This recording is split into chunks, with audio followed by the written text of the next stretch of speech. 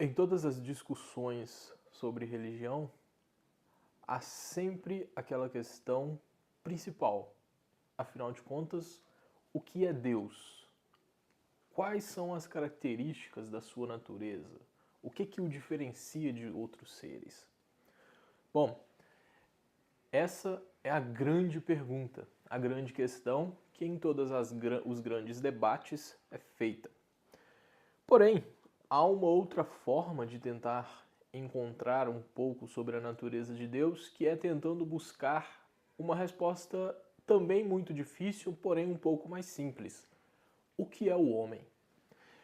É justamente isso que Chesterton, nesse livro impressionante chamado O Homem Eterno, tenta responder. O que é o homem, afinal de contas?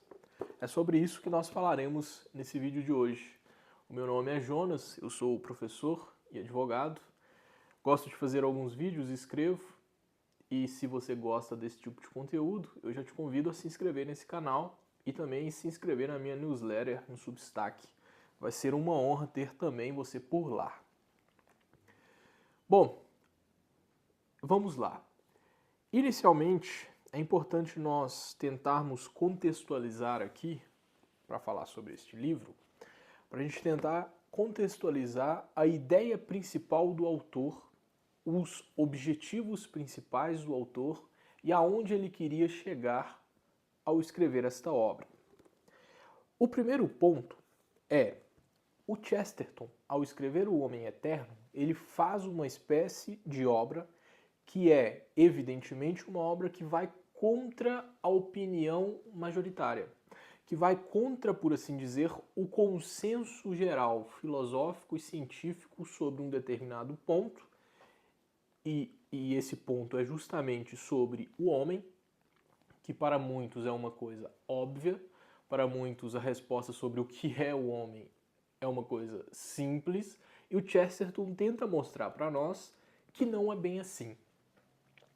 Então, essa questão de que tipo de coisa é o homem é o que induz o autor a tentar encontrar respostas, e essas respostas nos levam a uma conclusão que são respostas que contrariam a opinião majoritária sobre esse assunto. E quando eu falo isso, eu estou falando exatamente do evolucionismo. O Chesterton, logo nas primeiras páginas, ele já vai começar aqui a tratar sobre o evolucionismo. Por quê? Porque o Chesterton tinha uma visão do ser humano que era uma visão muito mais profunda, uma visão que envolve fatores metafísicos e espirituais. E essa visão, ela contraria certos aspectos do que está previsto no evolucionismo.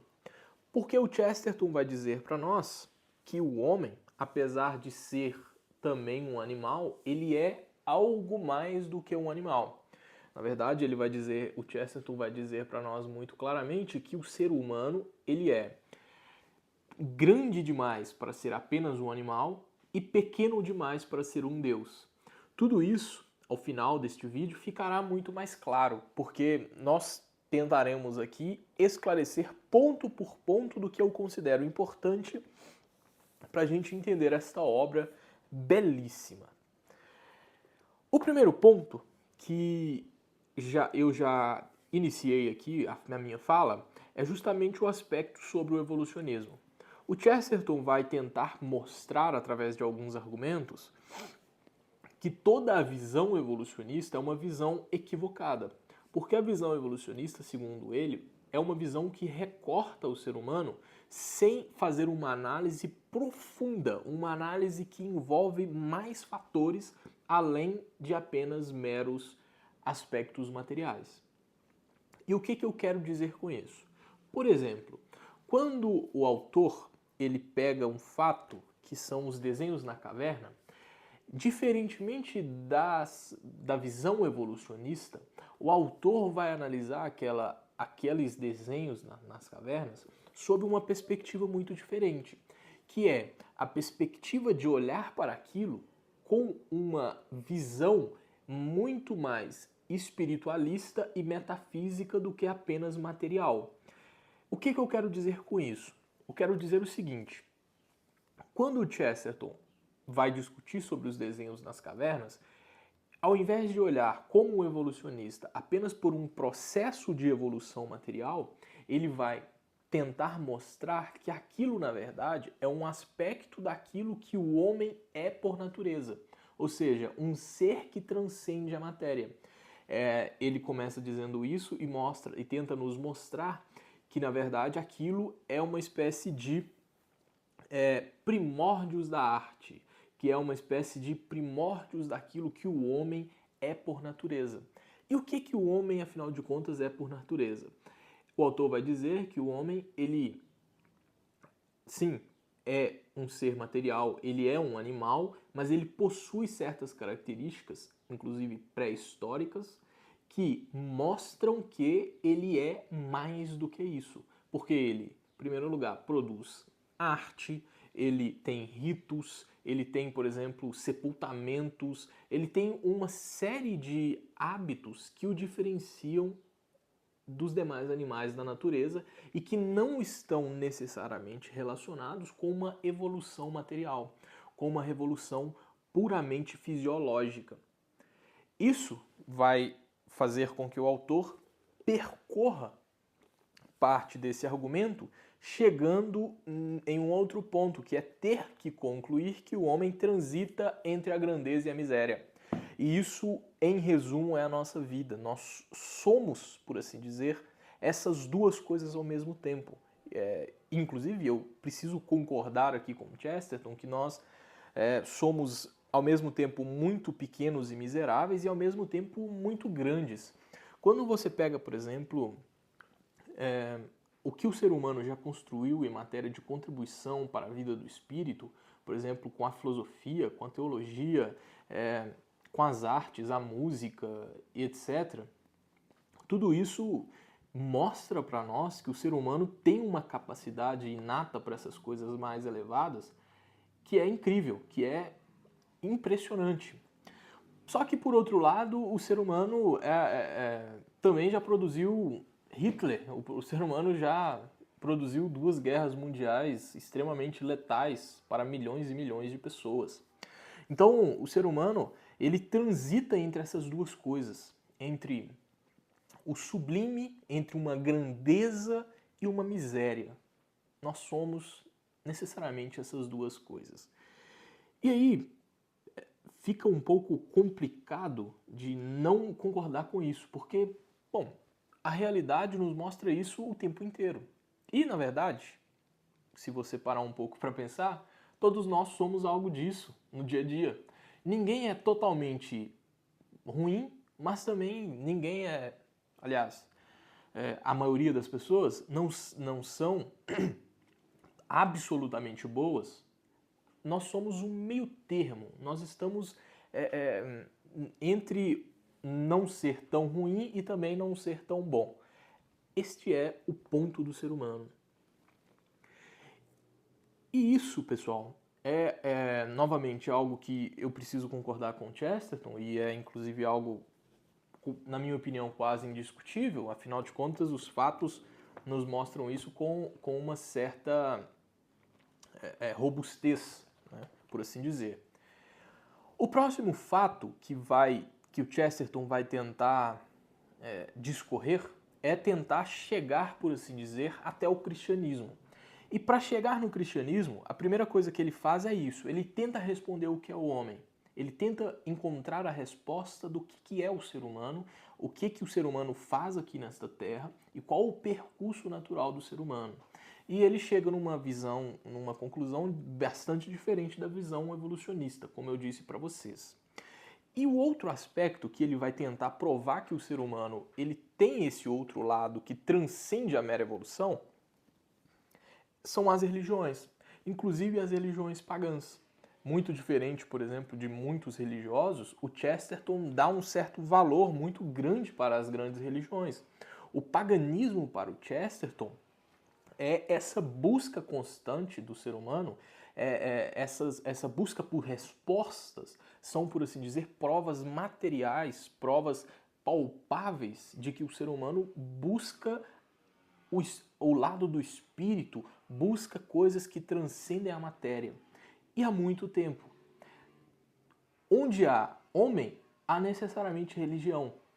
Inclusive, isso é uma das coisas que o T.S. Eliot, o Eliot mostra isso naquele livro chamado Notas para a Definição de Cultura. E ele mostra que a cultura e a religião são coisas que andam sempre juntas, porque onde há homem, onde há coletividade humana, há algum tipo de culto, há algum tipo de religião. Isso é bastante interessante.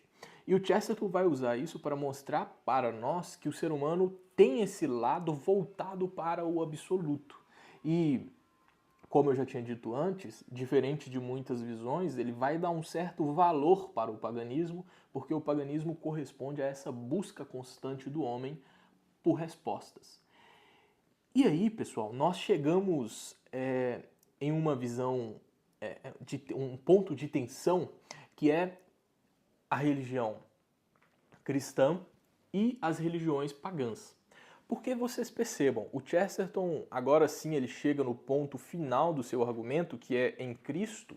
Cristo é o homem perfeito por excelência.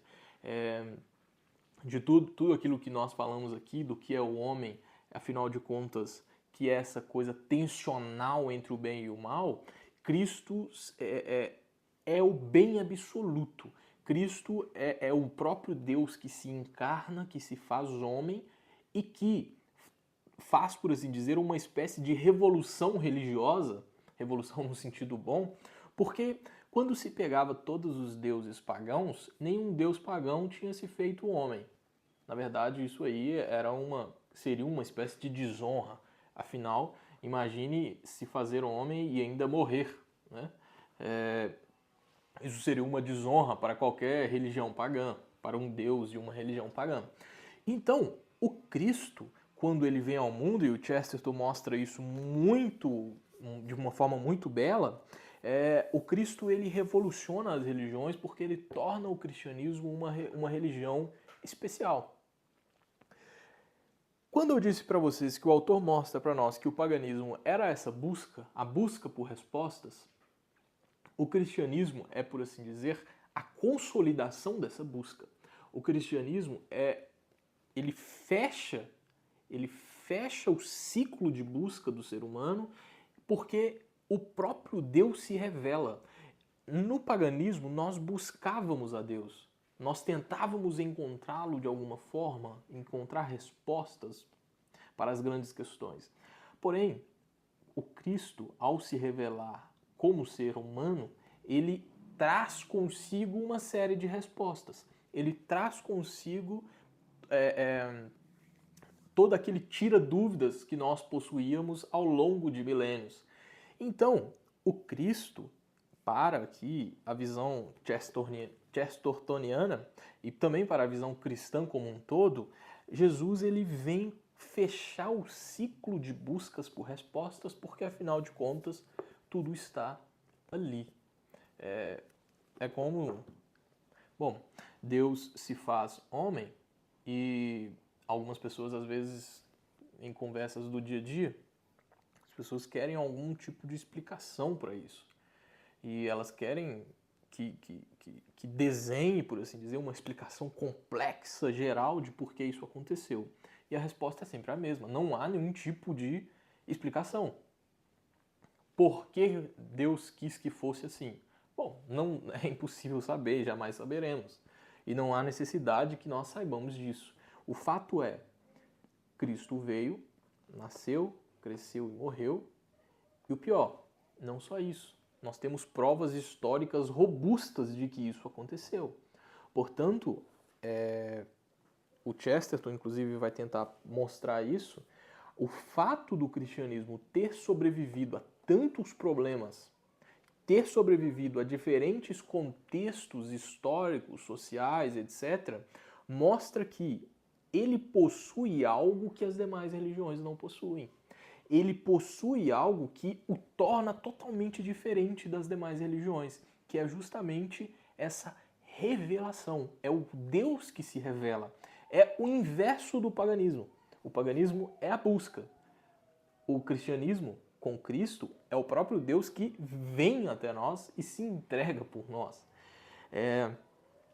E aí, o Cristo ele passa a ser, portanto, o homem perfeito, o símbolo de perfeição, o símbolo de possibilidade de perfeição, e dá para nós também uma espécie assim de prelúdio do que é ver Deus, né? Deus, afinal de contas, Deus veio como homem e não dava para nós percebermos tudo o que tinha ali nele, porque tinha certas limitações humanas nossas, que não poderiam ser sequer vistas pelos apóstolos ou por quem quer que tenha o visto.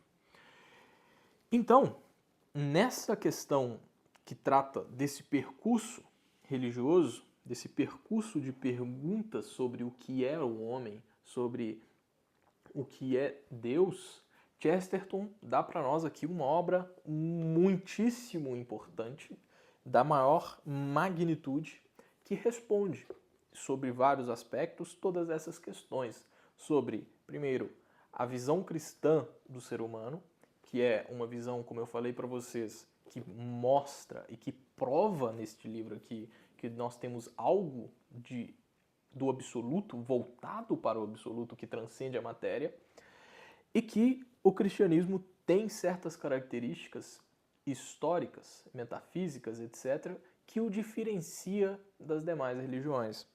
Isso aqui é uma obra-prima, que eu considero um dos livros mais belos que eu já li em toda a minha vida, e que evidentemente eu recomendo a leitura, porque isso aqui enriquece a sua visão da religião e do próprio ser humano.